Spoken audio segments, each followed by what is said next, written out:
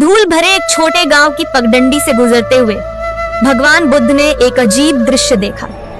एक माँ फटे पुराने कपड़ों में, सूखे होठों और कांपते हाथों से अपने बीमार बच्चे को सीने से लगाए बैठी थी। उसकी आंखें आंसुओं से भरी थी, लेकिन आवाज में अब भी उम्मीद थी।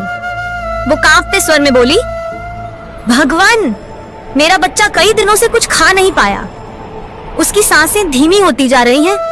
क्या आप कुछ कर सकते हैं? बुद्ध का हृदय जैसे एक क्षण को रुक गया। उन्होंने कुछ देर माँ की आंखों में देखा। वहां दर्द था, लेकिन उससे भी बड़ा था प्रेम। फिर उन्होंने धीरे से कहा, मैं तुम्हारे बच्चे को जीवन दे सकता हूँ, लेकिन मुझे चाहिए एक कटोरा अनाज, उस घर से जहां कभी कोई दुख ना आया हो। माँ के चेहरे पर चमक आई। वह पूरे गांव में दौड़ी, हर घर पर दस्तक दी, हर बार उम्मीद लेकर गई और हर बार एक नया दुख सुनकर लौटी। हमने अपने पिता को खोया, हमारे बच्चे भूख से मर गए, हम भी टूट चुके हैं। शाम ढलने लगी। माँ के हाथ अब भी खाली थे, लेकिन दिल अब खाली नहीं था।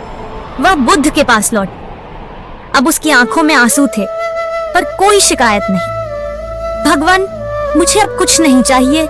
मुझे समझ आ गया, मैं अकेली नहीं हूँ। ये दुनिया दुख से भरी है, लेकिन सब एक दूसरे का सहारा बन सकते हैं। बुद्ध की आंखें भी नम हो गई।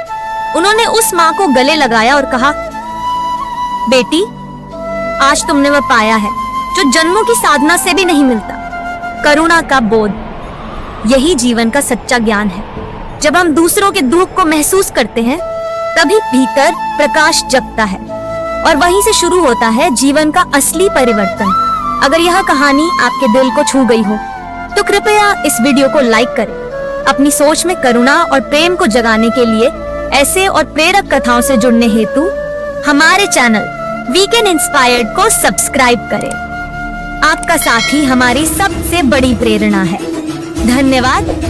प्रेम और करुणा के पथ पर चलते रहिए।